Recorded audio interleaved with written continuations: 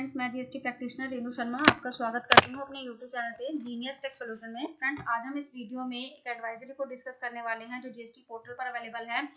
इस एडवाइजरी में कुछ फंक्शनैलिटीज अवेलेबल कराई गई हैं टैक्स पेयर के लिए जीएसटी पोर्टल पर जो कि अवेलेबल है। फ्रेंड्स, इसको जानने से पहले अगर आपने मेरे चैनल को सब्सक्राइब नहीं किया है तो प्लीज सब्सक्राइब कीजिए, साथ ही बने बेल आइकन प्रेस कीजिए ताकि आपको मेरी नोटिफिकेशन टाइम से मिल सके और आप जीएसटी में अपडेट रह सकें। आइए देखते हैं फंक्शनैलिटीज क्या क्या अवेलेबल कराई गई है जीएसटी पोर्टल पर। रिटर्न जीएसटी में रजिस्ट्रेशन से रिलेटेड, रिफंड से रिलेटेड, अपील से रिलेटेड, एनफोर्समेंट से रिलेटेड और रिकवरी से रिलेटेड कुछ सुविधाएं हैं जो टैक्स पेयर के लिए पोर्टल पर अवेलेबल हैं। वन बाय वन डिस्कस करते हैं। रजिस्ट्रेशन में क्या है? Withdrawal of application of for cancellation of registration in form RG 16 by the tax payer.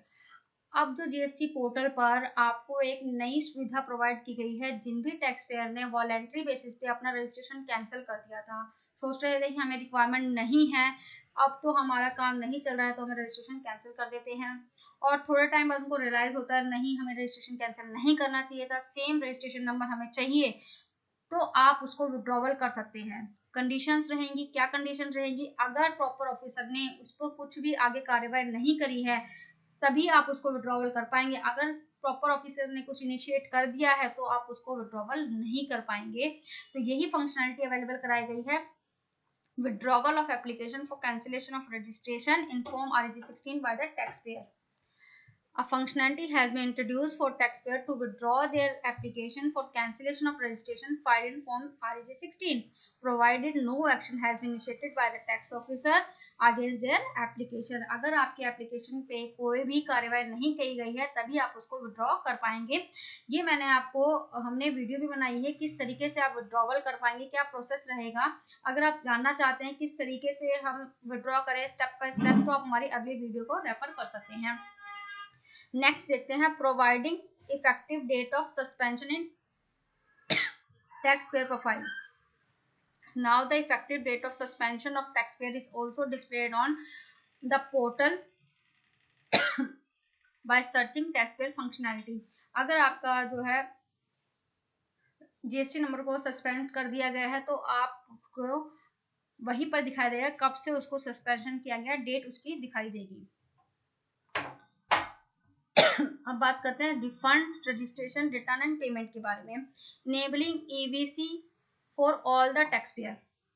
जो भी जीएसटी में रजिस्टर्ड है as per the companies act उनको रिक्वायरमेंट होती है अपनी रिटर्न्स फाइल करने के लिए, अपने नोटिस फाइल करने के लिए DSC की। तो इसमें क्या कहा गया है, अब आपके लिए फैसिलिटी EVC ही आपके एक्सटेंड कर दी गई है टैक्स पेयर्स के लिए। अब वो जो भी कंपनीज एक्ट में रजिस्टर्ड है जीएसटी पोर्टल पर वो EVC के द्वारा भी अपने रिटर्न्स को फाइल कर सकते हैं, कोई भी नोटिस है उसको फाइल कर सकते हैं। रिफंड में क्या किया गया है? Change in undertaking to be submit by tax payer for issuing of form PMT 03 by tax office.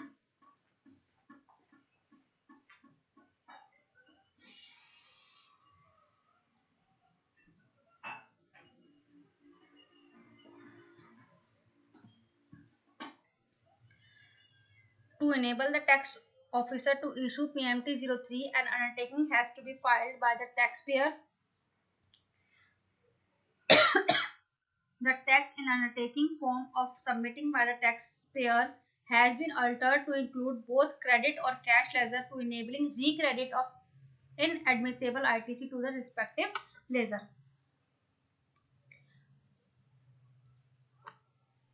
Appeal में, अगर आप अपील में गए हैं तो उसके लिए क्या इन्होंने किया गया है? Removal of validation of all the minor head except tax और cess in form appeal 01 for the refund module.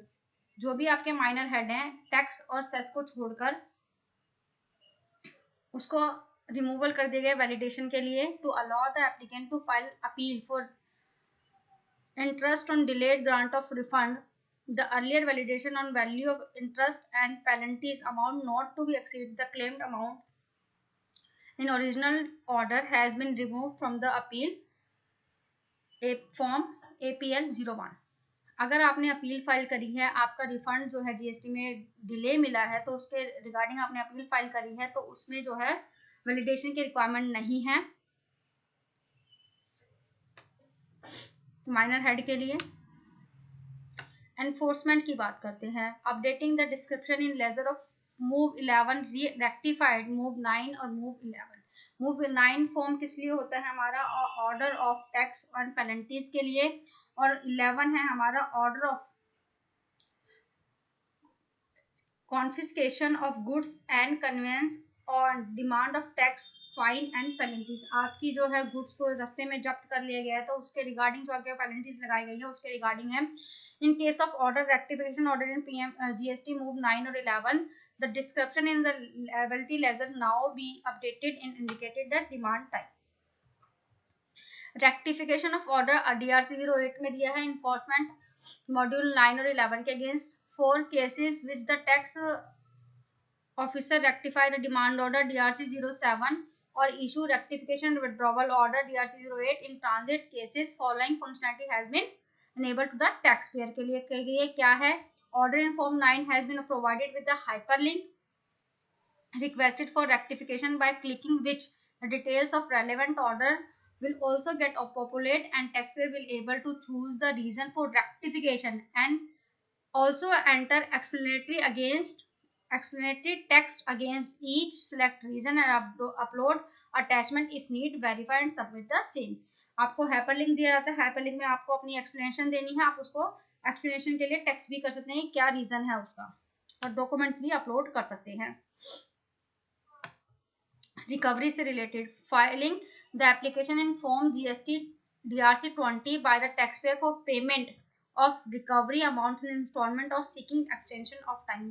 Form DRC 20 क्या होता है, आपके पास कोई डिमांड निकली हुई है और आप रिक्वेस्ट कर रहे हैं डिपार्टमेंट से कि उसको आप इंस्टॉलमेंट बेसिस पे ले लीजिए, तो उसके टाइम को जो एक्सटेंड करने की फंक्शनलिटी जो है अवेलेबल कराई गई है।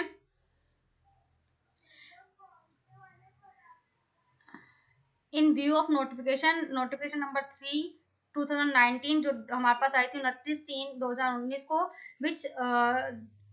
which inter alia provides the registered person to file an application in DRC 20 seeking extension of time for payment of excess any amount due or allowing payment of such taxes amount in installment in accordance with the provision of section 80 हमारी demand के बारे में बात करता है। और इसमें जो है the above notification also empower the commissioner to issue an order in form DRC 021 to allowing the taxable person to further time to make payment। DRC 20 में जो है टैक्स पेयर परमिशन मांगेगा कि आप हमारे टाइम पीरियड को बढ़ा दीजिए, और DRC 21 में जो है कमिश्नर उसकी टाइम पीरियड की रिक्वेस्ट को एक्सेप्ट करके ऑर्डर पास कर देंगे। ये रिक्वेस्ट जो है रिकवरी के रिगार्डिंग हमारे पास आई है। आई होप फ्रेंड्स आपको ये वीडियो रेलेवेंट लगी होगी। अगर आपको हमारी वीडियोस अच्छी लगती हैं तो प्लीज लाइक कीजिए, शेयर कीजिए और हमारे चैनल को सब्सक्राइब कीजिए। Thank you for watching.